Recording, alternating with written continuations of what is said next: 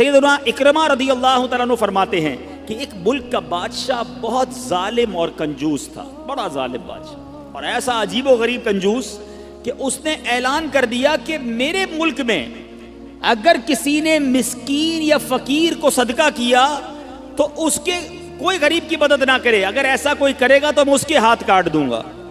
یعنی خود غریب کی مدد بھی نہیں کرنی اور پورے ملک میں بھی کوئی غریب کی مدد نہ کرے۔ بڑا عجیب و غریب اعلان تھا۔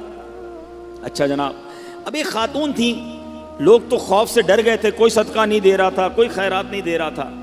ایک دن فقیر مجبور ہو کر ایک عورت کے پاس آیا اور کہا مجھے اللہ کی راہ میں کچھ دو، میں بہت بھوکا ہوں، کھانے کے لیے کچھ نہیں۔ وہ عورت نے بھی بادشاہ کا اعلان سنا ہوا تھا، وہ بھی ڈری ہوئی تھی، اس نے بھی صدقہ دینے سے اس نے سوچا کہ صدقہ دوں گی تو میرے بھی ہاتھ کٹ جائیں گے، لیکن فقیر نے کہا مجھے اللہ عز و جل کی رضا کی خاطر کچھ تو کھانے کو دے دو۔ وہ التجا کرتا رہا، آخر اس عورت کے دل میں رحم آ گیا، اس عورت نے اس فقیر کو صدقہ دے دیا، کھانے کو دے دیا۔ اب 2 روٹیاں دی اسے کھانے کو، فقیر روٹیاں لے کر دعائیں دیتا ہوا چلا گیا۔ بادشاہ کو پتہ چل گیا کہ ملک میں ایک ایسی عورت ہے جس نے کسی فقیر کو صدقہ دیا۔ اس نے اپنے بندے بھیجے اور اس خدا ترس رحم دل عورت کے دونوں ہاتھ کاٹ دیے گئے، اس کے دونوں ہاتھ کٹ گئے۔ اب میٹھے اسلامی بھائیوں، کچھ عرصے کے بعد بادشاہ نے اپنی والدہ سے کہا کہ مجھے اپنی مملکت کی سب سے حسین لڑکی سے شادی کرنی ہے۔ اس کی ماں نے جب معلومات کروائی تو پتہ چلا پورے ملک میں ایک لڑکی سب سے زیادہ حسین ہے، مگر اس میں ایک خامی یہ ہے کہ اس کے دونوں ہاتھ نہیں ہیں۔ اس نے بادشاہ سے کہا، بادشاہ نے لڑکی کو دیکھا، اسے پسند آئی، اس سے شادی کر لی اور وہ عورت اب ملکہ بن گئی۔ جس نے 2 روٹیاں صدقہ کی، ہاتھ کٹ گئے، اب وہ بادشاہ کی زوجہ بن گئی۔ بڑی زندگی آرام سے گزرنے لگی، مگر ایک اور امتحان اس کی زندگی میں باقی تھا۔ پھر کیا ہوا کہ کیونکہ اور بھی اس کی بیویاں تھیں بادشاہ کی، نئی نویلی دلہن کے ساتھ بادشاہ بہت وقت گزارتا، بڑی نوازشات کرتا، دوسری جو بیویاں تھیں وہ حسد کرتی تھیں۔ ایک مرتبہ بادشاہ طویل عرصے کے لیے ملک سے باہر گیا تو بادشاہ کی بیویوں کو اچھا موقع ملا، انہوں نے بادشاہ کو خط میں لکھا کہ تمہارے پیچھے تمہاری جو بیوی ہے، نئی دلہن جو ہے، وہ برے کام کرتی ہے، اس کا کردار اچھا نہیں۔ بادشاہ نے بغیر کسی تحقیق کے حکم دے دیا کہ میری بیوی کو اٹھایا جائے اور جنگل میں پھینک دیا جائے، محل سے نکال کر جنگل میں پھینک دو۔ اب وہ عورت جنگل میں پہنچ گئی، بیابان جنگل تھا، اس کا ایک بیٹا بھی ہو گیا تھا بادشاہ سے۔ اب اتنی دیر میں میرے میٹھے اسلامی بھائیوں، وہ عورت اس جنگل میں نہر میں پانی پینے کے لیے جھکی تو اس کے ہاتھ سے وہ بچہ بھی پانی میں گر گیا، زور زور سے رونے لگی، بچہ بھی پانی میں ہے، دونوں ہاتھ بھی نہیں ہیں، پکارے تو کسے پکارے؟ اچانک 2 خوبصورت نوجوان آئے، انہوں نے کہا آپ کیوں رو رہی ہیں؟ کہا میرا بچہ پانی میں چلا گیا ہے۔ اس نے فوراً اس نوجوان نے آگے جا کر اس بچے کو پانی سے نکالا، کہا اور آپ کو کچھ چاہیے تو بتائیے، کوئی اور آپ کی خواہش ہو تو بتائیے، کچھ اور آپ دعا کرنا چاہیں۔ تو اس عورت نے کہا کہ میرے ہاتھ مجھے واپس مل جائیں۔ ان نوجوانوں نے دعا کی، اللہ تعالیٰ نے دونوں ہاتھ بھی اسے واپس کر دیے۔ اب ان نوجوانوں نے اس عورت کو کہا کہ آپ جانتی ہیں ہم کون ہیں، ہم دونوں کون ہیں؟ تو عورت نے کہا میں تو نہیں جانتی، البتہ یہ معلوم ہے آپ کی برکت سے میرا بچہ بھی مل گیا، میرے ہاتھ بھی واپس آ گئے۔ وہ 2 نوجوان کہتے ہیں ہم تیری وہی 2 روٹیاں ہیں جو تو نے غریب سائل کو دی تھی۔ صدقہ اللہ کی راہ میں خرچ کرنا کب کہاں کام آتا ہے۔ اس عورت کو 2 روٹیوں کے بدلے 20 روٹیاں نہیں ملیں، حضرت رابعہ بصریہ کو 20 روٹیاں ملی تھیں۔ ہو سکتا ہے کوئی کیلکولیشن کرنے والا کہے یار میں 1000 روپے دوں گا 1 لاکھ روپے مل جائیں گے، نہیں ملے، مگر اس کو ہاتھ واپس مل گئے، بچہ واپس مل گیا۔ کیا معلوم مجھ پر اور آپ پر کوئی بلا آنے والی ہو، کوئی مصیبت آنے والی ہو، کوئی بیماری آنے والی ہو، اگر اللہ کی راہ میں صدقہ دیں، کسی غریب کی مدد کریں اور اس کے دل سے دعا نکلے اور اللہ کریم ہم سے وہ مصیبت کو ٹال دے تو اے میرے میٹھے اسلامی بھائیوں، حضرت منصور بن عمار رحمۃ اللہ تعالی علیہ ایک روز واز فرما رہے تھے تو کسی حقدار نے 4 درہم کا سوال کیا، کوئی غریب تھا، مسکین تھا، اس نے 4 درہم کا سوال کیا تو آپ رحمت اللہ تعالی علیہ نے اعلان کیا کہ جو اس کو 4 درہم دے گا میں اس کو 4 دعائیں دوں گا۔ آپ نے، اللہ کے ولی تھے، آپ نے فرمایا جو اس کو 4 درہم دے گا میں اس کو 4 دعائیں دوں گا۔ اس وقت ایک غلام گزر رہا تھا، خود بھی غریب تھا، مگر اللہ کے ولی کی ایک ایسی شاندار آواز سنی کہ 4 دعائیں ملیں گی، تو اس نے کیا کیا، اپنے پاس اس کے 4 درہم تھے، وہ اس نے غریب کو دے دیے، اس سائل کو دے دیے۔ تو حضرت نے کہا کہ اب بتاؤ کون سی 4 دعائیں کروانی ہیں؟ کہ حضرت پہلی دعا تو کر دیں کہ میں غلامی سے آزاد کر دیا جاؤں، غلام ہوں، غلامی سے میری آزادی ہو جائے۔ نمبر 2، مجھے ان درہم کا بدلہ بھی مل جائے، 4 درہم دے تو دیے، مجھے اس کا بدلہ بھی مل جائے۔ تیسری دعا حضور یہ کر دیں مجھے اور میرے آقا کو توبہ نصیب ہو جائے۔ چوتھی دعا یہ کر دیں کہ میری، میرے آقا کی، آپ کی اور تمام حاضرین کی بخشش ہو جائے۔ 4 بڑی پیاری دعائیں کروا لی اس نے جناب۔ اب آقا کے پاس جب وہ غلام پہنچا تو آقا کہتا اتنی دیر کیوں ہو گئی، کدھر رہ گئے تھے بھائی، کئی کام سے بھیجا تھا، اتنا لیٹ؟ کہتا ہے حضور ایسا ایسا ماجرا ہوا، راستے میں حضرت منصور اللہ کے ولی وہ کہہ رہے تھے جو 4 درہم دے دے میں 4 دعائیں کروں گا، میں نے تو 4 درہم دی اور 4 دعائیں کروا کے آیا ہوں۔ کہا اچھا بتاؤ دعائیں کون سی تھیں، پہلی دعا بتاؤ۔ کہا حضور میں نے پہلی دعا تو کی کہ اللہ مجھے غلامی سے آزاد کر دے۔ آقا کہتا ہے جا تو غلامی سے آزاد ہے۔ پہلی دعا فوراً قبول ہو گئی نا، پہلے آقا کو دعا سنائی، آقا کہتا ہے جا تو غلامی سے آزاد۔ کہا بتا دوسری دعا کون سی کروا کے آیا؟ کہا حضور دوسری دعا میں نے یہ کی کہ جو 4 درہم میں نے دیے ہیں مجھے اس کا بدلہ مل جائے۔ غریب آدمی تھا ظاہر ہے، تو آقا نے کہا کہ میں نے تجھے 4 درہم کے بدلے 4000 درہم دیے۔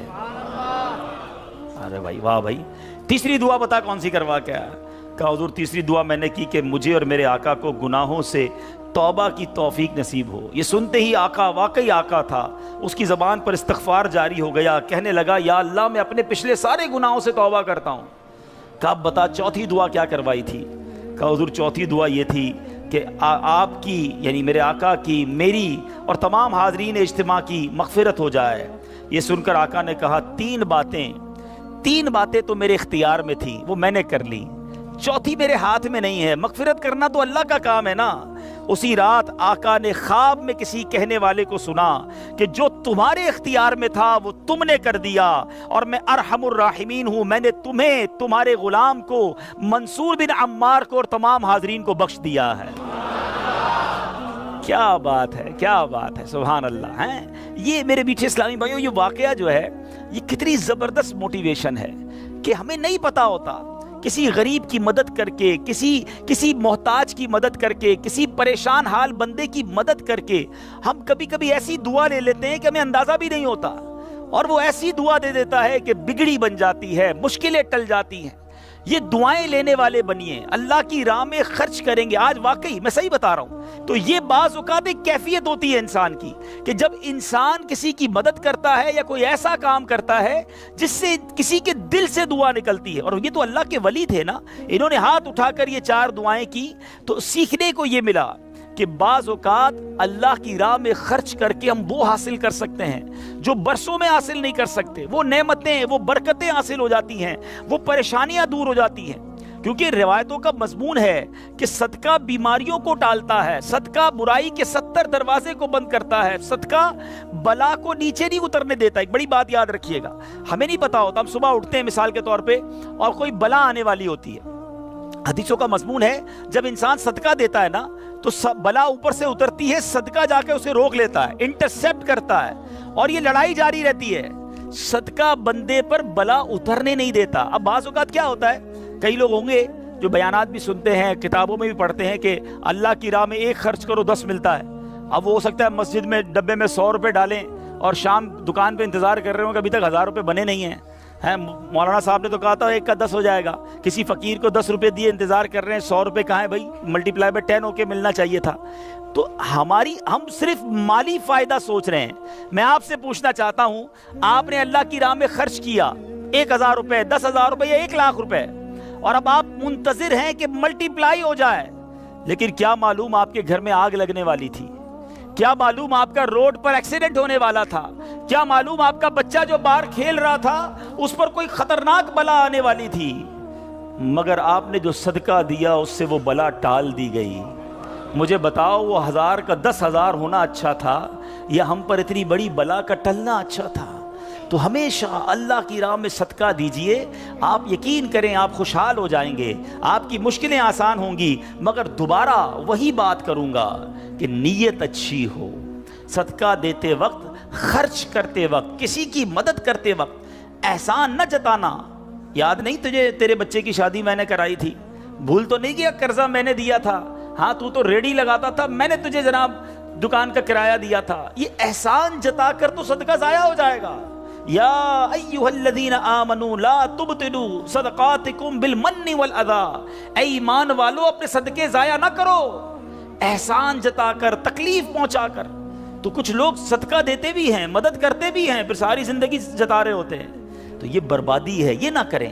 بس اللہ کے لیے، اللہ کی رضا کے لیے آپ خرچ کریں، اور پھر دیکھیں اس کی برکتیں کیسے ملتی ہیں۔ قرآن میں اللہ تبارک و تعالیٰ اپنی راہ میں خرچ کرنے والوں کو کیسا مژدہ سناتا ہے، کیسی خوشخبری ہے، کیسا فرمان ہے۔ اللہ فرماتا ہے ان المصدقین والمصدقات واقرضوا اللہ قرضا حسنا یضاعف لهم ولهم اجر کریم، بے شک صدقہ دینے والے مرد اور صدقہ دینے والی عورتیں اور وہ جنہوں نے اللہ کو اچھا قرض دیا، ان کے دونے ہیں اور ان کے لیے عزت کا ثواب ہے۔ اب کمال یہ ہے، یہ ایک جگہ نہیں، قرآن میں کئی جگہ اللہ تبارک و تعالیٰ نے قرض کا لفظ استعمال کیا ہے۔ کوئی اللہ کو جو اچھا قرض دے؟ مجھے ایک بات بتائیے، میں آپ میں سے کسی کو کوئی 10,000 روپے رکھوائے اور تھوڑے دنوں بعد کہے کہ ذرا وہ 10,000 میں سے 5,000 روپے دے دو، تو اس 5,000 دینے والے نے کوئی کمال کیا؟ اس کا تو کوئی کمال نہیں نا، پیسے میرے تھے اور میں نے کہا کہ میرے 10,000 میں سے 5,000 مجھے دے دو، کیا کمال کیا؟ میرے پیسے تھے، واپس دے دیے۔ مگر اللہ کی شان دیکھو، اللہ کی کرم نوازی دیکھو، شان کریمی دیکھو، ہم سب کو دانا دانا اس نے دیا ہے۔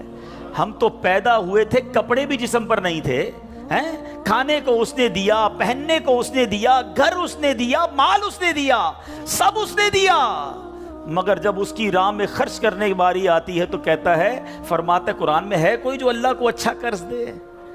اللہ کا مال ہے، ہم نے کیا کمال کرنا تھا؟ ہم خرچ کرتے، وہ کچھ بھی نہ دیتا اس کے بدلے، پھر بھی اسی کا مال تھا، مگر مہربانی دیکھو، مال بھی وہ دیتا ہے، توفیق بھی وہ دیتا ہے، خرچ کریں تو ثواب بھی وہی دیتا ہے، عطا بھی وہی کرتا ہے۔ اور علماء نے بڑی زبردست اس پہ ڈیبیٹ کی ہے، مفسرین نے بحث کی ہے کہ جناب ان آیتوں میں قرض کا لفظ کیوں لایا گیا؟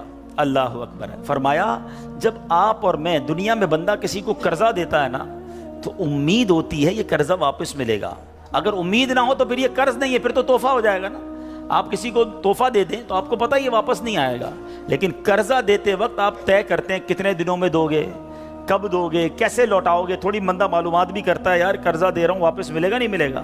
تو قرض کے جب بھی لفظ لون آئے گا، قرض آئے گا، اس کا مطلب یہ کہ یہ واپس ملنا ہے۔ تو اللہ نے قرآن میں گویا وعدہ فرما لیا ہے کہ تم جو میری راہ میں خرچ کرتے ہو، یہ اللہ کو قرض دینا ہے، یہ تمہیں واپس ملے گا، یہ لوٹایا جائے گا اور زیادہ دیا جائے گا۔ تو ہمیں اللہ کی راہ میں خرچ کرتے وقت یہ ذہن رکھنا چاہیے۔ سبحان اللہ۔ اب بانٹنے سے کیا گھٹتا ہے؟ بڑی خوبصورت حدیث پاک ہے، ذرا سمجھیے گا۔ ایک بار حضرت عائشہ صدیقہ رضی اللہ تعالی عنہا سے مروی ہے کہ اہل بیت نے، نبی پاک کے گھر والوں نے ایک بکری ذبح کی، اور پیارے آقا علیہ الصلوۃ والسلام تشریف لائے، بکری ذبح کی اور انہوں نے کچھ تقسیم بھی کر دی۔ حدیث کا مضمون ہے، نبی پاک آئے اور ارشاد فرمایا کہ اے عائشہ کیا بچا ہے؟ بکری کو کاٹا تھا، تقسیم کی، کیا بچا ہے؟ عرض کی گئی کہ حضور کاندھے کے سوا کچھ نہیں بچا ہے، کاندھے کا گوشت بچا لیا گیا ہوگا، باقی بانٹ دیا۔ نبی پاک نے ایک جملے میں ساری بات سمجھا دی، اگر آپ سمجھ جائیں۔ آقا نے فرمایا عائشہ کاندھے کے سوا سب بچ گئے۔